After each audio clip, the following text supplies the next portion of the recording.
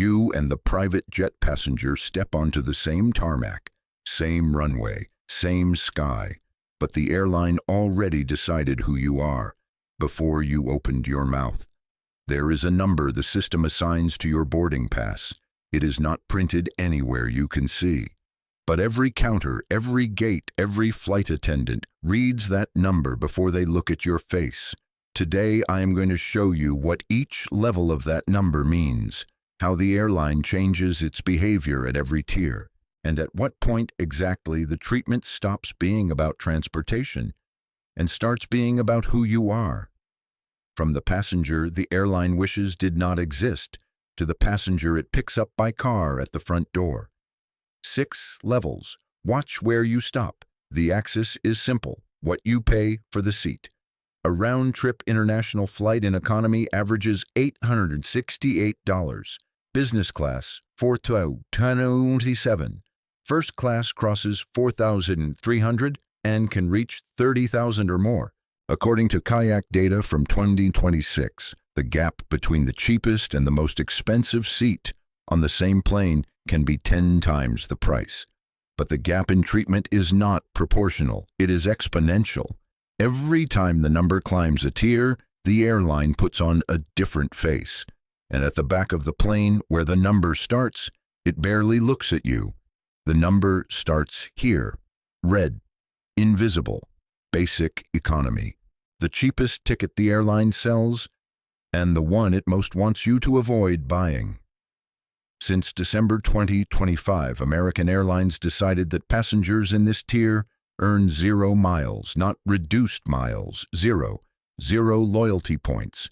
United did the same starting April 2026. Delta rebranded the product as Delta Main Basic and stripped miles, upgrades, and seat selection in one move. You do not choose where you sit. The system assigns your seat at check-in, or at the gate if anything is left. You board last, Group 9, when the overhead bins are already full. On United domestic flights, you cannot bring a carry-on bag on board. Pay $35 for a checked bag at the counter, or $65 if you try to pass through the gate with one. The system does not hate you at this level. It is worse than that. It does not register you. You are the fill between the seats that matter, and the distance to the next tier is shorter than it looks. But what changes there is not yet what you expect. The number ticks up, still red, but now the system tolerates you. Standard economy. Here you earn the right to exist. You accumulate miles, you pick a seat, you bring your carry-on. These are minimal concessions that, compared to what you just saw, feel generous. Every rung of this ladder works like that. The relief comes because the rung below was worse. The seat gives you between 30 and 32 inches of legroom. The meal, when there is one, arrives on a plastic tray with disposable cutlery. The flight attendant serves you but does not know your name. If the flight is delayed, you wait in line with everyone else. If it is full, the airline can reassign your seat on the day and you accept because the alternative is not flying. Most passengers stop here. The number stays in this range for a lifetime. But watch what happens when it crosses the next line. The number changes color. Orange. For the first time, the airline makes a gesture. Premium economy costs roughly double a standard economy fare. For the price, the seat widens by about 20%, the recline deepens, and legroom jumps to somewhere between 35 and 40 inches. The meal improves. On Air France, the menu carries a Michelin-starred chef's signature. Some airlines add amenity kits, a real blanket, and in rare cases, lounge access. It looks like a leap. Look closer. You still board through the same gate. You still pass through the same security line. You still share the aisle with economy. The cabin is separated by a curtain, not a wall. And here is the number the airline does not mention. Industry data shows that premium economy generates the highest profit margin per square foot of any cabin on the aircraft. It takes up nearly the same floor space as economy and charges double. The comfort you feel is real. The generosity is not. You pay more, the airline profits more per inch. and the number still has not opened a single door that counts. The number turns white. Recognized. Here the treatment changes before you board the plane. Check-in is at a separate counter. The security line is priority. And at nearly every major carrier, a door opens that the economy passenger never sees. The lounge. Hot food, open bar, showers, quiet. While economy fights for a power outlet near the gate, you sit down to dinner with metal cutlery and a glass that is not plastic. The seat on board converts to a bed, flat or nearly flat, depending on the airline and the route. The flight attendant addresses you by name. The service includes a multi-course menu, curated wine, and a blanket that does not come in shrink wrap. An international business class ticket averages $4,000 to $27, nearly 5 times economy. But the distance between business and economy is not measured in money. It is a different world.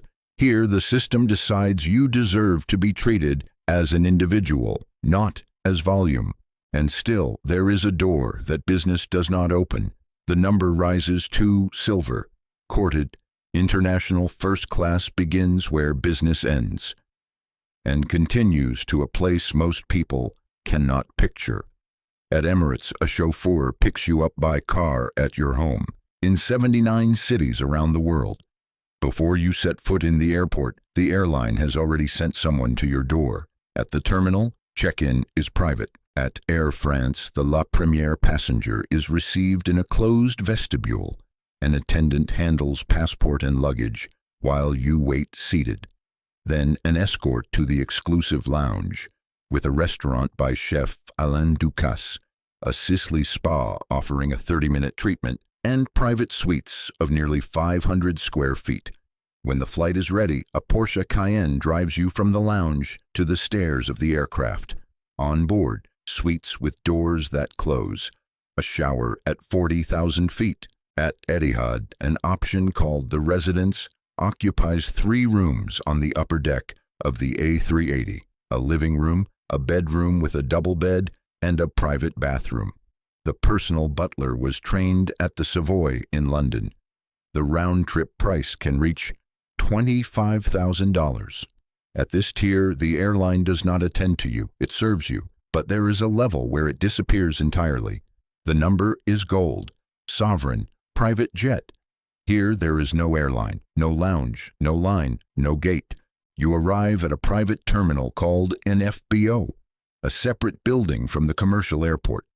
No metal detector for passengers, no baggage carousel, no one between you and the aircraft.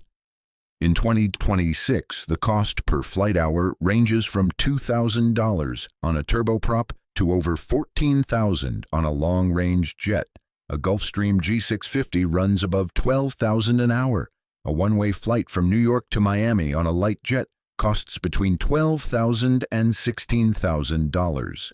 Anyone who uses private aviation regularly spends between $200,000 and $500,000 a year without difficulty. At this tier, the number is so high that the system which ranked everyone else simply no longer applies. There is no assigned seat because the plane is yours. There is no priority boarding because there is no boarding. The ladder ended, but the truth about it has not. Look at the entire ladder from the top. 6 levels, invisible to sovereign. And most people fly their whole lives on the first 2 rungs, basic economy and standard economy. Fewer than 10% of passengers fly business or above. International first class is shrinking. Dozens of airlines have already removed the cabin from their fleets because business class got good enough to charge a premium and the price gap stopped making sense. The private jet, which looks like the peak, accounts for less than 1% of global air traffic. But the point is not the statistic, it is the design. The airline does not want you to move up. It wants you to look up. Premium economy exists because it sells for double the economy fare while taking up nearly the same space. Basic economy exists to make standard economy feel generous. Every rung was built so the one below it feels worse than it needs to, and the one above feels closer than it really is. The number they assign you does not only measure what you pay, it measures what you accept. You flew this week or you will fly soon. At the gate, when the speaker calls group by group, watch. Watch who walks in first. Watch who stands waiting. Watch how the tone shifts between the passenger in 2A and the one in 37E. The system already read your number. The question is whether you know what it says. The airline already decided your number. Whether you change it is the only choice left. Subscribe and find out what the next level really costs.